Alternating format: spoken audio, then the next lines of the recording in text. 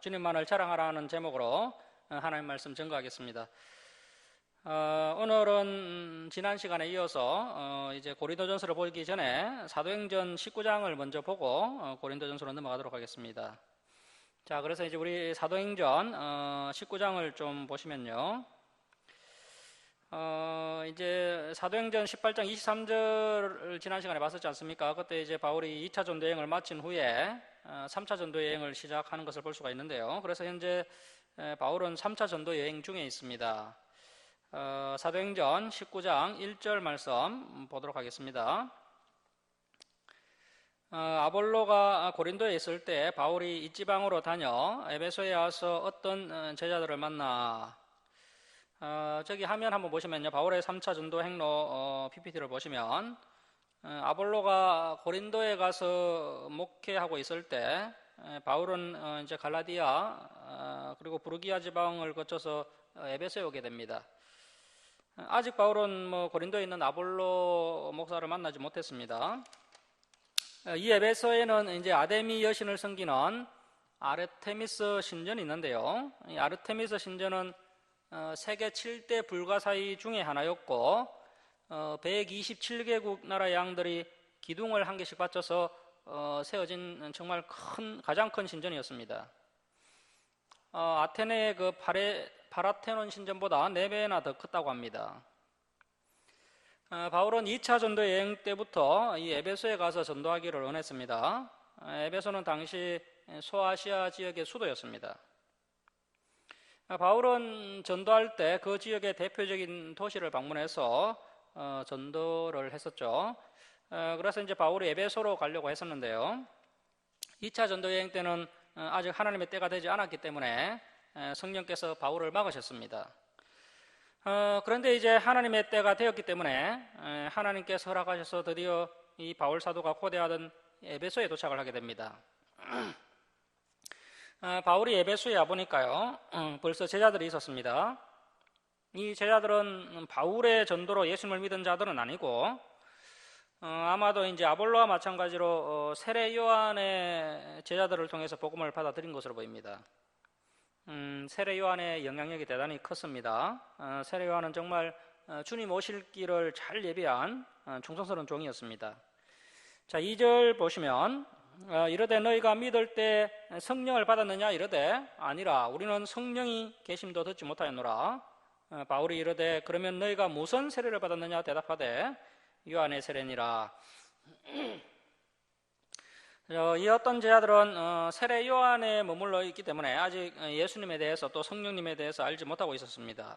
자, 4절 보시면 바울이 이르되 요한이 회개의 세례를 베풀며 백성에게 말하되 내 뒤에 오시는 이를 믿으라 하였으니 이는 곧 예수라거늘 그들이 듣고 주 예수의 이름으로 세례를 받으니 바울이 그들에게 안수함에 성령이 그들에게 임하심으로 방언도 하고 예언도 하니 모두 12사람쯤 되니라.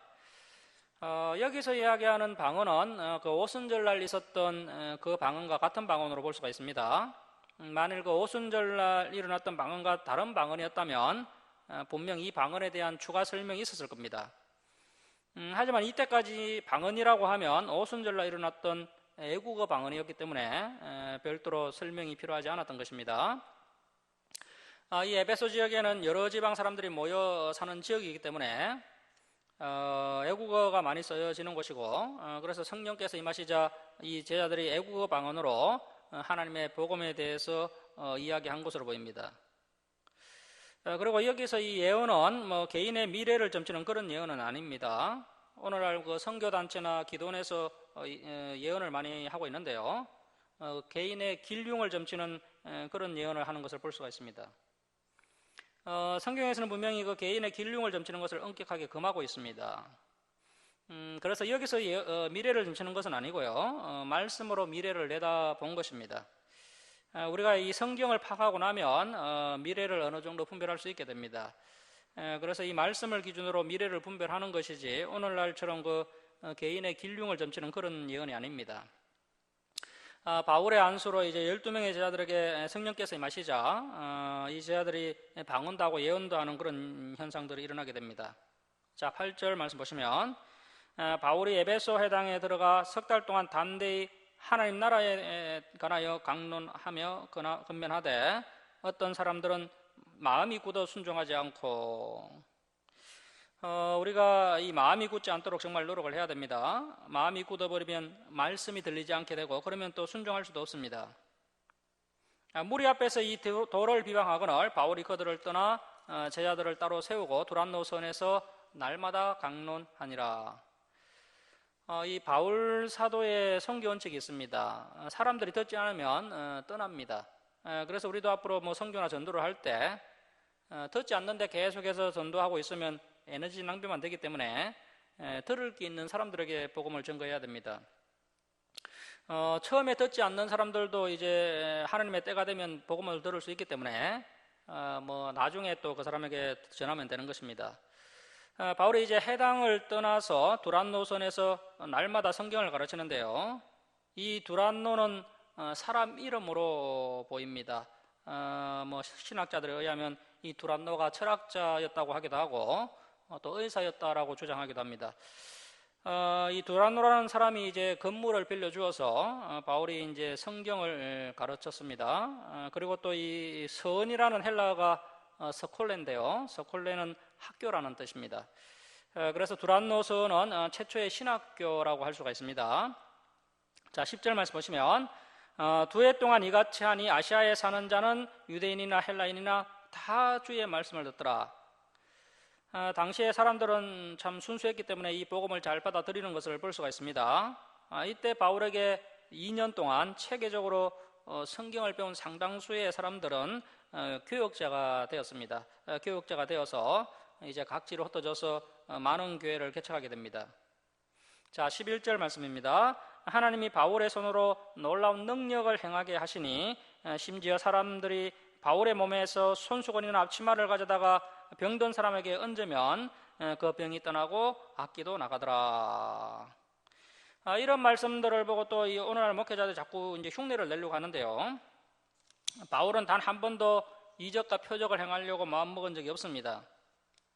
바울의 마음 가운데는 오직 하나님의 말씀을 열심히 가르쳐야 되겠다는 그 마음밖에 없었습니다. 열심히 하나님의 말씀을 가르치다 보니까 때론 이러한 기적도 따라오는 것입니다. 이 당시에는 복음이 확정되어야 되고 또 복음이 확산되어야 되는 그런 긴박한 시대이기 때문에 이런 놀라운 역사도 필요했던 것입니다. 그래서 우리가 명심해야 될 것은 바울 사도가 열심히 말씀을 가르쳤던 것이지 기적을 행하려고 마음을 먹은 적이 단 한 번도 없었다는 것입니다. 하나님께서 그 기적을 일으키신 것이지 바울 사도가 의도를 가지고 기적을 일으킨 것이 아닙니다. 우리도 이제 해외 선교를 하다 보면 때론 이런 하나님의 놀라운 기적을 경험할 때가 있습니다. 그 후진국에 가면 병원 같은 그런 시설이 부족하고 또 이제 복음도 확산되어야 하는 그런 상황이기 때문에 하나님께서 이런 기적을 허용하실 때가 있습니다. 자, 13절 말씀 보시면 이에 돌아다니며 마수라는 어떤 유대인들의 시험 삼아 악기 들린 자들에게 주 예수의 이름을 불러 말하되 내가 바울이 전파하는 예수를 의지하여 너에게 명하노라 하더라. 유대의 한 제사장 서기야의 7 아들도 이 일을 행하더니 이 사람들이 믿음도 없으면서 바울이 행한 일을 보고 이 바울을 따라서 이제 귀신을 쫓아내려고 했습니다. 자, 그랬더니 15절 말씀 보시면 악기가 대답하여 이르되 내가 예수도 알고 바울도 알거니와 너희는 누구냐 하며 악기 들린 사람이 그들에게 뛰어올라 눌러 이기니 그들이 상하여 벗은 몸으로 그 집에서 도망하는지라. 귀신이 도망가야 되는데 거꾸로 이 사람들이 도망을 칩니다. 자, 17절 말씀에 에베소에 사는 유대인과 헬라인들이 다 이 일을 알고 두려워하며 주 예수의 이름을 높이고 믿은 사람들이 많이 와서 자복하여 행한 일을 알리며 이것이 진정한 회개죠. 먼저 죄를 자복해야 됩니다. 자신의 죄를 깨닫고 죄를 회개해야 됩니다. 자, 19절 말씀에 또 마술을 행하던 많은 사람이 그 책을 모아 가지고 와서 모든 사람 앞에서 불사르니 그 책값을 계산한 적 은 5만이나 되더라. 마술이 속임수고 하나님께서 기뻐하시지 않는다는 것을 알고 이 사람들이 그 마술책을 다 불태워 버립니다. 당시에 이제 책값이 상당히 비쌌습니다. 그런데 이제 진정으로 이 사람들이 해결을 하니까 그 값비싼 마술책들을 다 불태워 버립니다.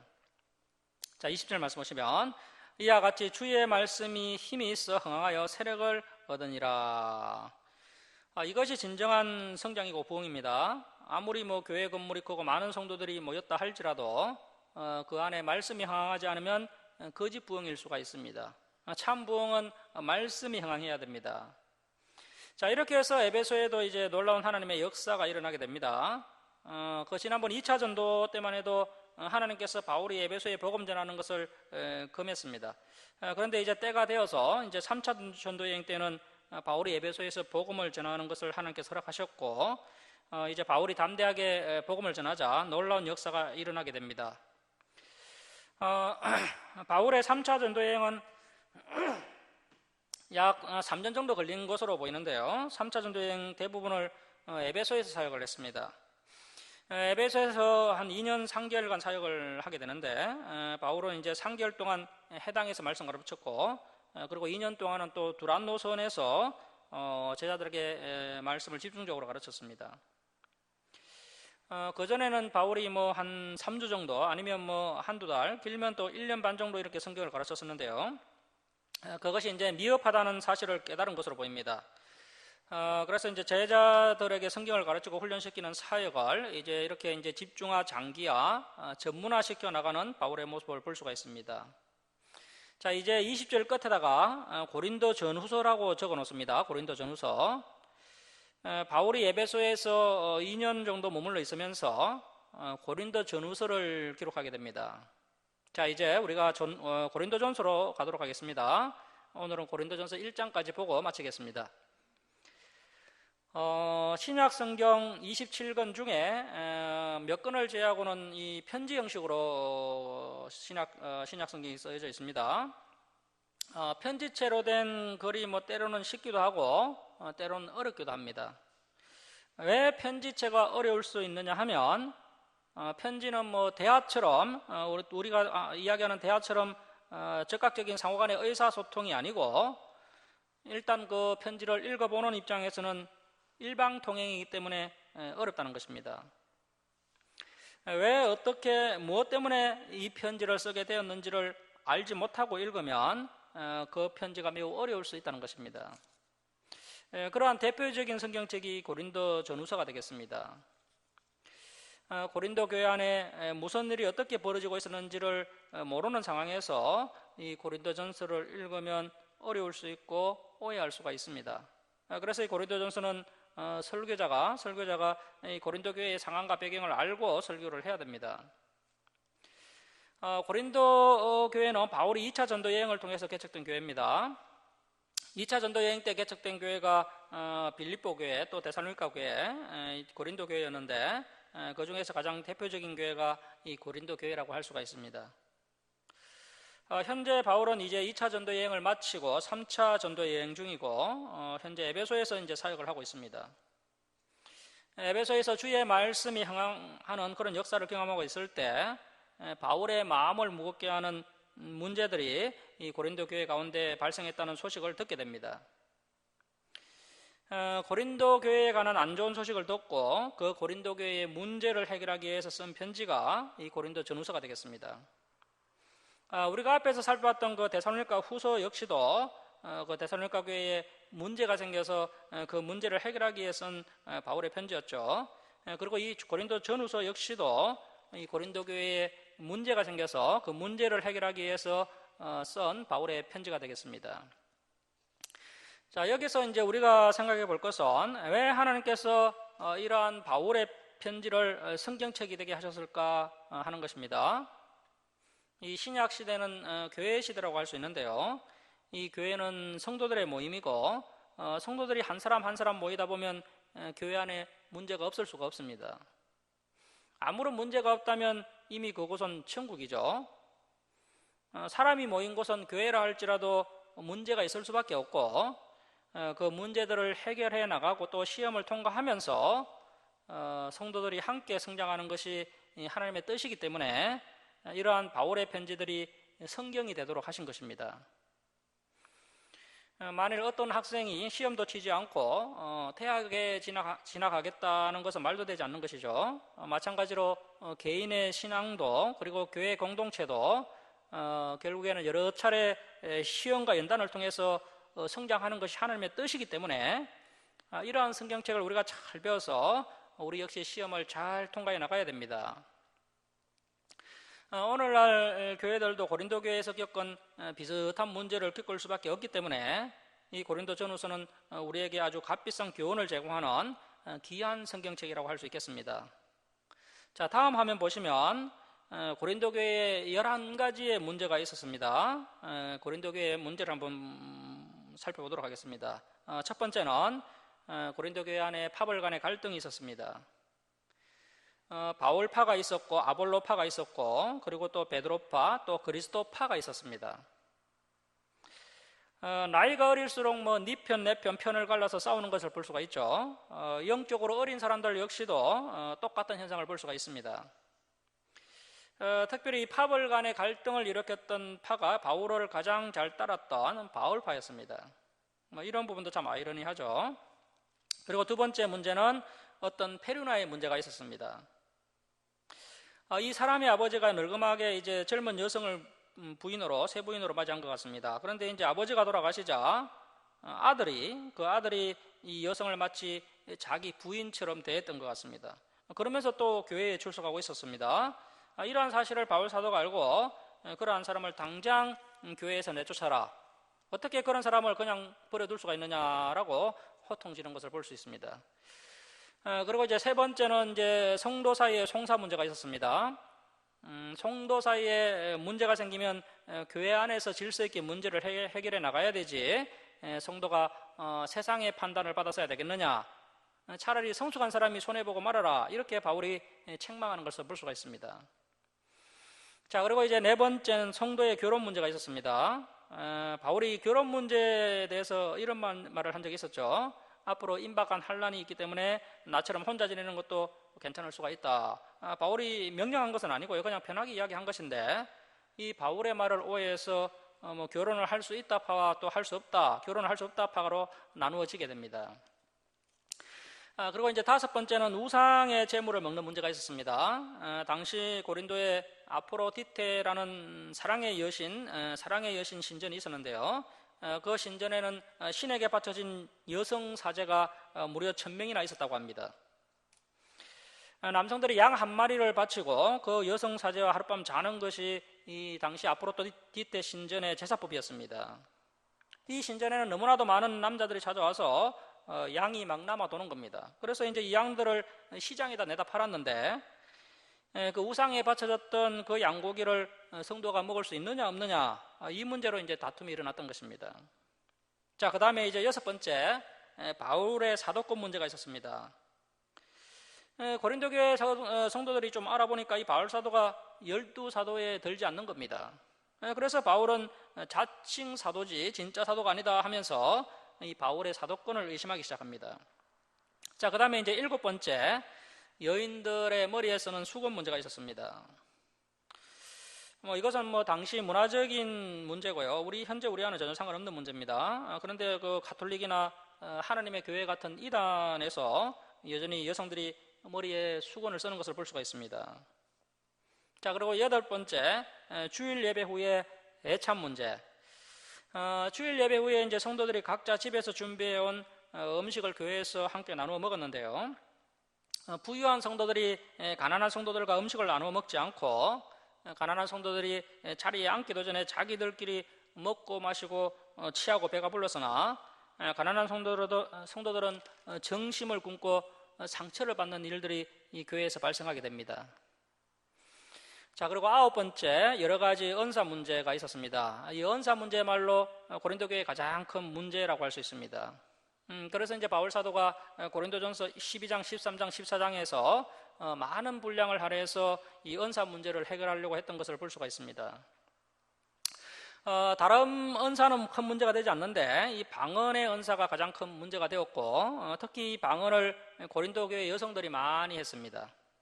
또 이 여성들이 바울파였습니다. 이 여성들이 이제 교회 안에서 이렇게 심각한 문제를 일으켰는데요. 이 여성들이 보니까 이 아볼로 목사가 방언을 못하기 때문에 이 아볼로는 성령 받은 사람이 아니다 하면서 이 아볼로를 괴롭혀서 결국 사임을 하도록 만들어 버렸습니다. 그리고 이제 10번째 부활에 대한 오해가 있었고, 그리고 11번째 연보에 대한 문제, 예루살렘 교회 그 가난한 성도들에게 구제헌금 보내는 문제가 있었습니다.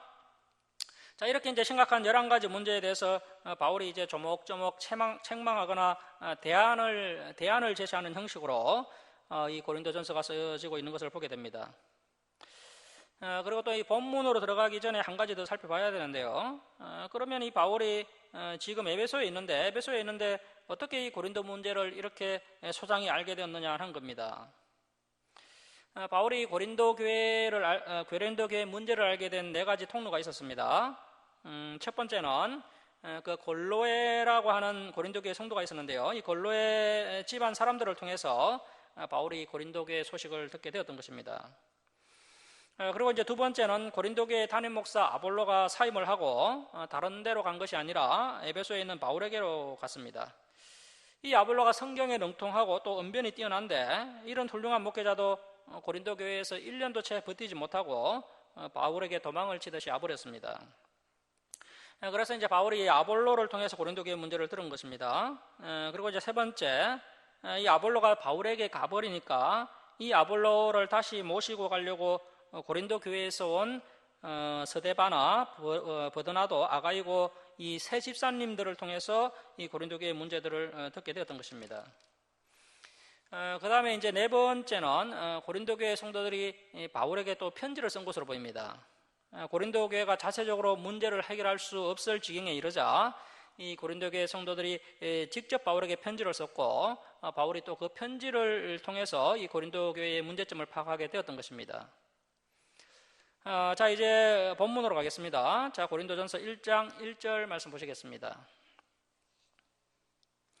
하나님의 뜻을 따라 그리스도 예수의 사도로 부르심을 받은 바울과 형제 소소데네는, 자, 이 소소데네라는 이름 들어보셨죠? 사도행전 18장 17절에 나왔던 인물입니다. 이 소소데네가 고린도 해당장이었는데요. 고린도 해당장이었는데 기독교로 개종한 인물입니다. 해당장이었다가 기독교로 개종한 사람이 한 명 더 있었죠. 사도행전 18장 8절에 보면 그리스보라는 사람이었습니다. 해당장 그리스보가 먼저 기독교로 개종을 했고 그 이후에 해당장이 되었던 이 소소데네까지 기독교로 개종하는 일이 일어났던 것입니다. 이 소소데네가 유대인들에게 그 집단 구타를 당했던 사건을 우리가 지난 시간에 살펴봤는데요. 해당장이 2명이나 기독교로 개종해버리니까 유대인들이 얼마나 화가 났겠습니까? 그래서 이 소소데네를 심하게 때렸던 것 같습니다. 이 소소데네가 고린도에 워낙 알려진 인물이다 보니까 고린도에서 이제 유대인들 때문에 더 이상 머물지 못하고 바울이 있었던 에베소로 건너와서 이 두란노 선에서 성경을 배운 것으로 보입니다. 그래서 이 고린도 해당장이었던 소소데네가 이제 바울과 함께 있는 것을 볼 수가 있습니다. 자, 1장 2절 말씀 보시면 고린도에 있는 하나님의 교회, 이 이단이 하나님의 교회라는 이름을 가져가는 바람에 조사람교회가 하나님의 교회다라고 함부로 말하기도 곤란한 처지가 되었습니다. 하나님의 교회 곧 그리스도 예수 안에서 거룩하여지고 성도라 부르심을 받은 자들, 그래서 저와 여러분은 성도라 부르심을 받은 자들인데 그리스도 예수 안에서 거룩해진 그러한 사람들이 성도라는 겁니다. 우리가 그리스도 안에 머물면서 거룩해져야 됩니다. 그리스도 안에 머물면서 범사의 세상과는 다른 거룩한 부분이 분명히 있어야 됩니다. 자, 그래서 이 성도라는 호칭이야말로 가장 아름다운 호칭이라고 할 수가 있습니다. 성도라 부르심을 받은 자들과 또 각처에서 우리의 주 곧 그들과 우리의 주 대신 예수 그리스도의 이름을 부르는 모든 자들에게 하나님 우리 아버지와 주 예수 그리스도로부터 은혜와 평강이 있기를 은하노라. 바울 사도는 항상 은혜와 평강이 있기를 은하노라고 인사하는 것을 볼 수가 있습니다. 자, 1장 4절 보시면 그리스도 예수 안에서 너희에게 주신 하나님의 은혜로 말미암아 내가 너희를 위하여 항상 하나님께 감사하노니. 자, 여러분, 지금 이 고린도 교회에 심각한 문제가 11가지 정도 발생했습니다. 그런데도 바울 사도는 여전히 하나님의 은혜로 말미암아 항상 하나님께 감사하고 있다는 것입니다. 그래서 우리가 앞으로 이 교회를 세워나가고 또 이 진리를 따라 살다 보면 여러 가지 문제를 만나게 됩니다. 그러할지라도 항상 감사하는 저와 여러분이 되었으면 좋겠습니다. 자, 1장 5절 말씀 보시면 이는 너희가 그 안에서 모든 일 곧 모든 언변과 모든 지식에 풍족함으로. 이 고린도 사람이나 아테네 사람들은 헬라어 하설에 아주 능통한 사람들이기 때문에 실제로 이 고린도 사람들은 이 언변과 지식이 아주 풍족한 사람들이었습니다. 자, 1장 6절 7절 우리 함께 읽겠습니다. 시작. 그리스도의 증거가 너희 중에 견고하게 되어 너희가 모든 은사에 부족함이 없이 우리 주 예수 그리스도의 나타나심을 기다림이라. 물론 바울 사도가 처음에는 주님의 재림이 빨리 있을 줄 알았지만 이제 말년으로 가면 갈수록 예수님의 재림이 빨리 오는 것이 아니라는 것을 깨닫게 됩니다. 자, 하지만 분명한 것은 우리가 예수 그리스도의 재림을 고대하는 예수 그리스도의 재림을 기다리는 그런 모습이 분명히 있어야 한다는 것입니다. 우리가 이 땅에 소망을 두지 않고 예수님께 소망을 두고 하늘나라에 소망을 두어야 됩니다. 자, 8절 말씀 보시면 주께서 너희를 우리 주 예수 그리스도의 그 재림의 날에 책망할 것이 없는 자로 끝까지 견고하게 하시리라. 여러분, 우리가 물론 이 땅에서 실수할 수 있습니다. 하지만 참 감사한 것은요, 이 땅에서의 삶은 결과가 아니라 과정입니다. 그래서 우리가 실수하고 넘어졌다 할지라도 절대 낙심하면 안 되고 이 주님의 재림의 날을 기대하면서 다시 일어나서 아름다운 결과를 만들어 나가야 됩니다. 그래서 이 주님의 재림의 날에 정말 책망할 것이 없는 그러한 자가 되어야 됩니다. 현재 이 고린도 교회의 심각한 문제 앞에서 바울 사도가 이 고린도 교회 성도들을 대할 때 너희는 틀려먹었다, 너희는 이제 회복 가능성이 없다, 이렇게 한 것이 아니고 바울 사도는 여전히 이 고린도 교회 성도들에게 희망을 가지고 있는 것을 볼 수가 있습니다. 바울 사도가 여전히 이 고린도 교회 성도들에 대한 기대를 저버리지 않았기 때문에 이렇게 편지를 쓰고 책망을 하는 것입니다. 자, 9절 말씀 보십시오. 너희를 불러 그의 아들 예수 그리스도 우리 주와 더불어 교제하게 하시는 하나님은 미쁘시도다. 바울이 고린도 교회의 그 심각한 문제를 듣고 낙심하고 시험에 들고 힘이 빠진 것이 아니라 힘을 내어서 건면하고 책망할 수 있었던 것은 하나님의 미쁘심을 바라봤기 때문입니다. 현재 이 바울이 이 고린도 교회 성도들을 믿는 부분도 있고 또 그들을 향한 기대도 저버리지 않았지만 사실 이 바울은 하나님께서 이 고린도 교회를 다시 회복시켜 주실 것을 굳게 믿고 있는 것입니다. 자, 그리고 바울은 이 고린도 교회 성도들이 지금은 부족하지만 예수 그리스도와 함께 계속해서 교제하다 보면 반드시 성장하게 될 것을 믿었다는 것입니다. 그래서 우리도 물론 부족할 수 있습니다. 하지만 이 주사랑교회와 함께 또 이 진리와 함께 우리가 포기하지 않고 계속해서 교제하며 나아간다면 우리가 이제 성장하게 될 줄로 믿습니다. 자, 이제 10절부터 이제 본격적으로 고린도 교회의 문제가 지적이 되고 있습니다. 자, 10절 말씀 보십시오. 형제들아, 내가 우리 주 예수 그리스도의 이름으로 너희를 권하노니 모두가 같은 말을 하고. 정말 우리가 예수 그리스도 안에서 진리 안에서 같은 말을 해야 됩니다. 담임 목사는 이런 말을 하는데 성도가 중간에서 다른 말을 하면 안 됩니다. 진리 안에서 같은 말을 하고 너희 가운데 분쟁이 없이 같은 마음과 같은 뜻으로 온전히 합하라. 우리가 진리 안에서 같은 말을 하고 같은 마음을 가지고 같은 뜻으로 온전히 합해야 됩니다. 그런데 진리 안에서 같은 말과 같은 마음과 같은 뜻으로 온전히 합하려면 분쟁이 없어야 됩니다. 자, 11절 말씀 보십시오. 내 형제들아, 근로의 지편으로 너희에 대한 말이 내게 들리니 곧 너희 가운데 분쟁이 있다는 것이라. 이 근로의 집안이 바울 사도를 잘 따랐던 것 같습니다. 고린도 교회에 문제가 생기자 이 고린도 교회 소식을 빨리 전한 집안이 바로 이 근로의 집안이었습니다. 고린도 교회의 심각한 문제는 이 성도들의 분쟁이었습니다. 자, 12절 말씀 보십시오. 내가 이것을 말하거니와 너희가 각각 이르되 나는 바울에게.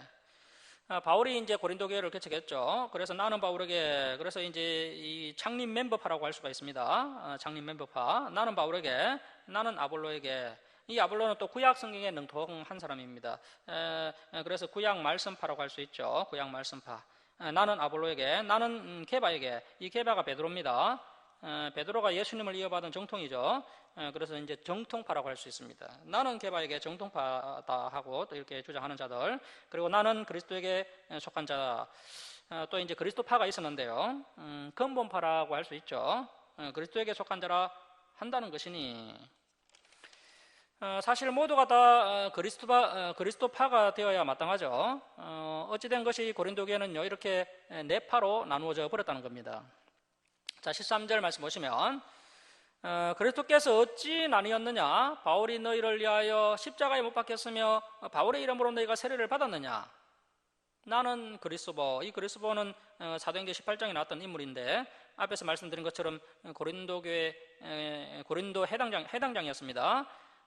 그런데 이제 기독교로 이제 돌아오게 되었고, 그래서 이제 그리스도에게 바울이 직접 세례를 주었던 것입니다.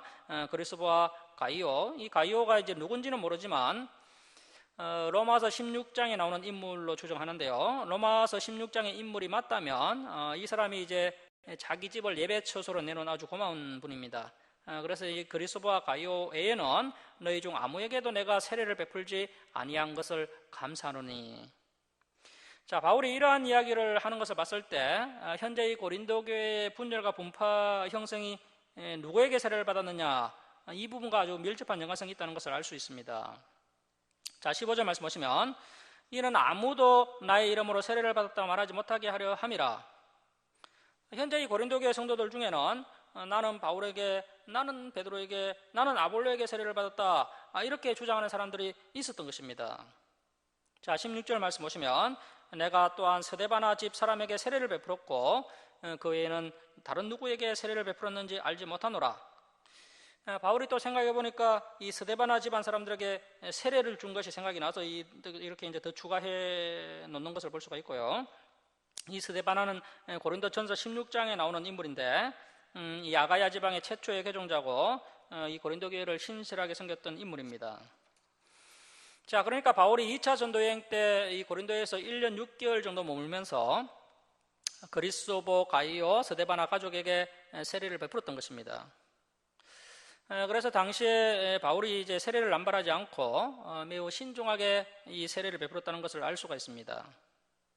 자, 그리고 이제 17절 말씀 보시면, 그리스도께서 나를 보내시면 세례를 베풀게 하려 하심이 아니요 오직 복음을 전하게 하려 하심이로되. 다른 부분을 살펴보지 않고 이 17절만 보면 뭐 세례는 필요 없고 복음만 있으면 충분하다라고 오해할 수가 있는데요. 그런데 왜 바울 사도가 이런 말을 하게 되는지를 알아야 됩니다. 이 세례에 의해서 이 고린도 교회의 분파가 발생했고, 그래서 이제 바울이 책망하다 보니까 이런 문체가 나오게 된 겁니다. 사실은 이 세례도 중요합니다. 세례가 중요하기 때문에 예수님께서 세례 요한에게 세례를 받으시는 이런 모범을 보여주셨던 것이죠. 자, 17절 하반절 계속 보시면, 말의 지혜로 하지 아니하면 그리스도의 십자가가 헛되지 않게 하려 함이라. 십자가의 도가 멸망하는 자들에게는 미련한 것이요 구원을 받는 우리에게는 하나님의 능력이라. 세상 사람들이 맞설 때 예수님이 말구에서 태어나시고, 또 나사렛 가난한 목수아들 출신이고, 또 뛰어난 학벌도 없고, 또 젊은 나이에 장가도 못 가지고 비참하게 십자가에 달려 죽은 그 예수님을 믿는다는 것이 참 상당히 미련해 보일 수 있다는 것입니다. 하지만 하나님을 믿는 우리에게 있어서 이 예수님은 하나님의 능력입니다. 예수님은 하나님의 지혜이고 하나님의 구원이고 또 하나님의 사랑이고 또 하나님의 공의이고 하나님의 복의 결정체입니다. 그분 안에 하나님의 모든 것이 다 들어있다는 것이죠. 자, 19절 말씀 보시면, 기록된 바 이사야 29장 14절을 인용하는데요. 내가 지혜 있는 자들의 지혜를 멸하고 총명한 자들의 총명을 폐하리라 하였으니, 세상의 지혜와 세상의 총명을 멸하고 폐하시겠다. 왜냐하면 이 세상의 지혜와 세상의 총명으로 하나님을, 예수님을, 또 성령님을 알 수 없기 때문에 폐하시겠다는 것입니다.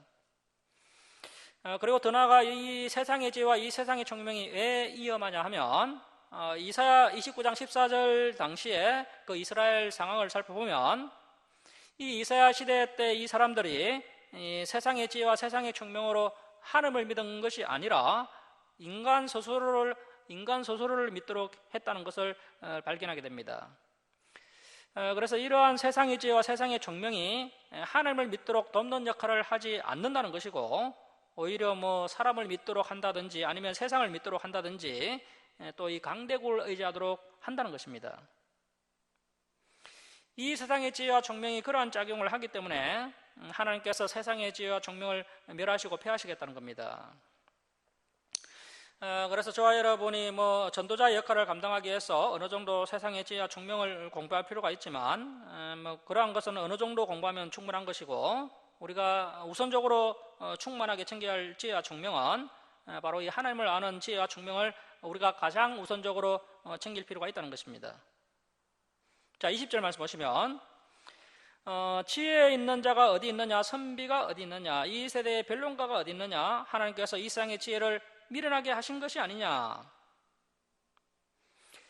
당시 고린도 지역에는 헬라 철학에 익숙한 지혜자들, 또 철학자들, 그리고 달변가들이 많이 있었고, 그러한 헬라 문화의 영향들이 이 고린도 교회 안에 많이 들어왔습니다. 그러한 세상적인 것들을 가지고 자꾸 자랑하고 큰소리 치는 사람들이 이 고린도 교회 안에 많이 있었고, 그러한 사람들이 현재 문제를 일으키고 있기 때문에 바울이 이렇게 책망하고 있는 것입니다. 자, 21절 말씀 보시면 하나님의 지혜에 있어서는 이 세상이 자기 지혜로 하나님을 알지 못하므로. 자, 하나님을 알지 못하는 것이 이 세상 지혜의 가장 결정적인 약점입니다. 세상 지혜로는 하나님을 결코 알지 못한다는 것입니다. 하나님께서 전도에 미련한 것으로 믿는 자들을 구원하시기를 기뻐하셨도다. 여러분, 성도들이 왜 이 전도를 안 하고 못하는 것일까요? 상대방에게 도를 전하는 이 행동이 은근히 부끄럽다는 생각이 있기 때문입니다. 그리고 또 이렇게 전도해서 되겠느냐, 전도가 되겠느냐, 전도하는 나 자신부터 이 전도가 참 미련해 보이고 시원찮아 보인다는 겁니다. 그래서 우리도 이미 이 세상 지식과 총명의 영향을 받고 있습니다. 하지만 우리가 분명히 명심해야 될 것은 이 전도에 미련한 것으로 믿는 자들을 구원하시기를 하나님께서 기뻐하신다는 것입니다. 하나님께서 이 세상의 타락과 또 사람들의 그 제약의 간영함 때문에 뭐 별로 기뻐하실 일이 없으십니다. 자, 그런데 하나님께서 기뻐하시는 것이 두 가지가 있습니다. 하나는 사람이 스스로 돌이키는 것, 이 진리 앞에서 사람이 스스로 돌이키는 것을 하나님께서 기뻐하시고, 그리고 두 번째, 전도하는 것을 하나님께서 그렇게 기뻐하십니다. 그래서 이 진리의 말씀 앞에서 끊임없이 저 하늘나라 갈 때까지 내 자신을 돌이킬 수 있는 그러한 사람들이 되어야 됩니다. 그리고 끊임없이 전도하는 우리가 되어야 됩니다. 자, 22절 말씀 보시면 유대인은 표적을 구하고 헬라인은 지혜를 찾으나. 오늘날 수많은 종교인들은 보고 느끼고 체험하려고 합니다. 이 인간의 오감이 얼마나 참 제한적이고 얼마나 오류가 많은지를 알지 못하고 있습니다. 오늘날 기독교인들 뿐만 아니라 가톨릭, 이슬람, 힌두교를 포함해서 이 대다수의 종교들이 이 표적과 기적과 능력을 구하고 있습니다. 그리고 또 이 세상 사람들은 어떻습니까? 이 세상 사람들은 또 지혜를 찾으러 이리저리 쫓아다니는 것을 볼 수가 있습니다. 예나 지금이나 해 아래 새 것이 없습니다. 자, 23절 말씀 보시면 우리 성도님들은 어떻게 해야 됩니까? 우리는 십자가에 못 박힌 그리스도를 전하니 유대인에게는 거리끼는 것이요 이방인에게는 미련한 것이로되 오직 부르심을 받은 자들에게는 유대인이나 헬라인이나 그리스도는 하나님의 능력이요 하나님의 지혜니라. 하나님의 어리석음이 사람보다 지혜롭고 하나님의 약하심이 사람보다 강하니라. 형제들아, 너희를 부르심을 보라. 육체를 따라 지혜로운 자가 많지 아니하며 능한 자, 권력자죠. 권력자가 많지 아니하며 문벌 좋은 자가 많지 아니하도다. 자, 이제 아주 중요한 말씀들이 나오는데요. 우리 27절, 28절 함께 읽겠습니다. 시작. 그러나 하나님께서 세상에 미련한 것들을 택하사 지혜 있는 자들을 부끄럽게 하려 하시고 세상에 약한 것들을 택하사 강한 것들을 부끄럽게 하려 하시며 하나님께서 세상에 천한 것들과 멸시받는 것들과 없는 것들을 택하사 있는 것들을 폐하려 하시나니. 여러분, 세상에서 가장 고약한 냄새가 교만의 냄새다라고 지난번에 말씀드렸었는데요. 예수님께서 세족식을 통해서 이 교만의 냄새를 없애주시는 장면을 우리가 복음서를 통해서 살펴봤습니다. 성만찬 이후에 갑자기 제자들 가운데 누가 크냐라는 논쟁이 일어났고, 그때 예수님께서 직접 제자들의 발을 씻겨주시면서 이 교만의 냄새를 씻어주시면서 친히 겸손과 섬김의 본을 보여주셨습니다. 당시 고린도 교회 성도들의 가장 큰 문제는 이 헬라 문화의 영향을 받아서 자신들이 잘났다라고 생각한 겁니다. 이 고린도 교회 성도들이 매우 교만했다는 것입니다. 현재 이 교만의 열매로 인해서 이렇게 이제 분파가 생기고 수많은 문제들이 일어났던 것인데요. 바울 사도가 그러한 부분을 염두에 두고 이러한 이야기를 하고 있는 것입니다. 자, 그래서 27절, 28절 보시면 이제 너희의 교만을 내려놔야 된다. 너희는 사실 세상에 미련한 자들이다. 한번 너희 자신들을 돌아봐라. 너희는 세상에 약한 것들이 아니냐, 세상에 천한 것들이 아니냐, 멸시받는 것들이 아니냐, 없는 것들이 아니냐. 자, 그리고 29절 말씀 보시면 이는 아무 육체도 하나님 앞에서 자랑하지 못하게 하려 하심이라. 오늘날 교회들이 얼마나 육체를 사랑하고 자랑하는지요. 수능 끝나고 나면 우리 교회는 서울대에 누가 합격했습니다 하면서 현수막을 붙여놓는 교회가 있습니다. 이 교회가 많이 세속화가 되었다는 증거죠. 그러한 것들이 정말 하나님의 복이라 할지라도 절대 교회에서 자랑하면 안 됩니다. 자, 30절 말씀 보십시오. 너희는 하나님으로부터 나와서 그리스도 예수 안에 있고 예수는 하나님으로부터 나와서 우리에게 지혜와 의로움과 거룩함과 구원함이 되셨으니 기록된 바 이제 예레미야 9장 23절 24절을 인용하는데요. 간결하게 인용을 하고 있습니다. 자랑하는 자는 주 안에서 자랑하라 한가 같게 하려 함이라. 현대어 성경을 보면요, 주님만을 자랑하라, 주님만을 자랑하라 이렇게 번역되어 있습니다. 당시 고린도 교회 성도들이 세상적으로, 인간적으로, 또 육체적으로, 경험적으로 가지고 있던 그 지혜와 힘을 자랑하면서 서로 힘겨루기를 했던 것 같습니다. 그러한 것들이 결국 고린도 교회 가운데 많은 문제를 불러일으킨 것인데요. 그래서 바울이 주님 말을 자랑하라고 이렇게 강하게 권면하면서 이 고린도전서 1장을 마무리하고 있습니다. 사랑하는 성도 여러분, 우리가 교회 안에서 상호간에 그 어떠한 것도 자랑하지 말고 오직 예수님만을 자랑하는 우리가 되었으면 좋겠습니다. 그리고 전도에 미련한 것으로 믿는 자들을 구원하시기를 하나님께서 기뻐하신다는 이 말씀을 기억하고 이제 부끄러워하지 하지 마시고 주위 사람들에게 예수님과 진리를 자랑하는 우리 모두가 될 수 있기를 주님의 이름으로 축원합니다. 우리 452장 찬송 드리고